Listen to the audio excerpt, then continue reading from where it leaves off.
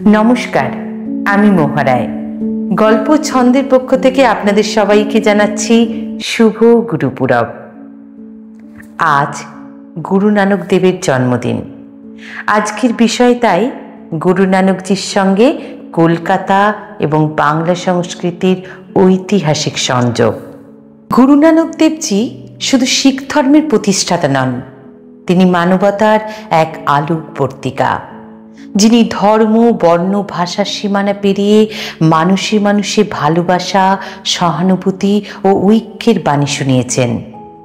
কলকাতায় তার আগমন তাই শুধু একটি ঐতিহাসিক ঘটনা নয়, এটি পরবর্তীকালে রবীন্দ্রনাথ ঠাকুরের মতো মানবতাবাদী কবির চিন্তা দর্শনকেও গভীরভাবে প্রভাবিত করেছে। প্রচলিত ঐতিহাসিক বর্ণনা অনুযায়ী প্রায় 1510 সালের দিকে প্রথম উদাসী চলাকালীন গুরু নানক দেবজি পূর্ব ভারত ভ্রমণ করতে করতে আজকের কলকাতা অঞ্চলে আগমন করেন। সেই সময় এই অঞ্চল তখনও ছোট ছিল, তবে হুগলি নদীর তীরে ব্যবসা বাণিজ্য কেন্দ্রিক একটি গুরুত্বপূর্ণ বন্দর নগর হিসেবে ক্রমেই বিকশিত হচ্ছিল। বর্তমান কলকাতার বড়বাজার এলাকায় অবস্থিত গুরুদুয়ার বড়া শিখ সঙ্গত এর সঙ্গে গুরু নানকের নাম আজও যুক্ত। জনশ্রুতি অনুসারে তিনি সেখানেই 12 দিন অবস্থান করেছিলেন। তার আগমনের কিছু আগে ওই এলাকায় এক মহামারী ছড়িয়ে পড়েছিল। স্থানীয় মানুষদের বিশ্বাস, গুরু নানকের আশীর্বাদ ও প্রার্থনার ফলে বহু মানুষ আরোগ্য লাভ করেন। এই বিশ্বাস আজও সেখানকার শিখ সম্প্রদায়ের মধ্যে শ্রদ্ধা পরিস্মরণ করা হয়। কলকাতায় অবস্থানকালে তিনি শিখ ধর্মের মূল বাণী প্রচার করেছিলেন: নাম জপ, কিরত করো, বন্ত চক্ষো, অর্থাৎ ঈশ্বরের স্মরণ করো, সৎ পরিশ্রম করো এবং নিজের উপার্জন অন্যের সঙ্গে ভাগ করে নাও। তার উপদেশ ধর্মীয় আচার বিচারের চেয়ে নৈতিকতা, সমতা ও সেবার গুরুত্বই প্রধান হয়ে উঠেছিল। মনে করা হয় এই সফর থেকেই কলকাতা শহরের সঙ্গে গুরু নানক দেবজির আত্মিক ও সাংস্কৃতিক সম্পর্কের সূচনা হয়। বড়বাজারের গুরুদয়ার বড়া শিখ সঙ্গত আজও সেই ঐতিহাসিক স্মৃতির বাহক, যেখানে গুরু নানকের উপস্থিতি ও বাণীর প্রতিধ্বনি আজও অনুভূত হয়। প্রতি বছর গুরু নানক দেবজির জন্মদিন উপলক্ষে কলকাতা জুড়ে বৃহৎ পরিসরে নগর কীর্তন অনুষ্ঠিত হয়।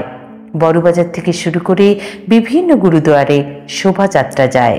লঙ্গর, সেবা এবং ইক ওয়াঙ্কার অর্থাৎ এক ঈশ্বর বা একমাত্র স্রষ্টা, এই সার্বজনীন বার্তা শহর জুড়ে ছড়িয়ে পড়ে। তবে এই সব অনুষ্ঠান কেবল শিখ সম্প্রদায়ের ধর্মীয় উৎসব নয়, এগুলো কলকাতার বহুধর্মী, বহুভাষিক সমাজের গুরু নানকের মানবতাবাদী, সমতাবাদী ও ঐক্যবাদের চেতনার প্রতিফলন। তার শিক্ষা আজও এই শহরের মানবিক সহাবস্থানের প্রেরণা হয়ে আছে। রবীন্দ্রনাথ ঠাকুরের শিখ ধর্ম ও গুরু নানক সম্পর্কে পরিচয় আসে প্রধানত ব্রাহ্ম সমাজের সূত্রে এবং পারিবারিক পরিবেশ থেকে।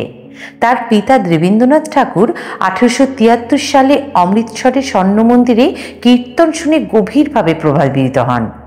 তার আত্মজীবনীতে তিনি গুরু নানকের আরতির বাংলার লিপ্যান্তর উল্লেখ করেন। ছোটবেলায় রবীন্দ্রনাথ নিজেও গুরু গ্রন্থ সাহিব জপুজি সাহেবের কয়েকটি পৌরি বাংলায় অনুবাদ করেছিলেন, যা পরে ব্রাহ্ম সমাজের রবিবারিক প্রার্থনায় গাওয়া হতো।